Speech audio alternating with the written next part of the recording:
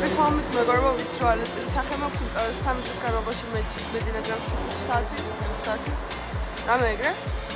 მაგრამ მუშაინტერესებს, იმიტომ რომ ხვალ შეიძლება გახედავთ კოხტებით დაახლოებით საერთოდ მიყავს საუბარი. დღეს მივიდა ესპანეთში. მაცელებენ. ნაღების საზოგადოება.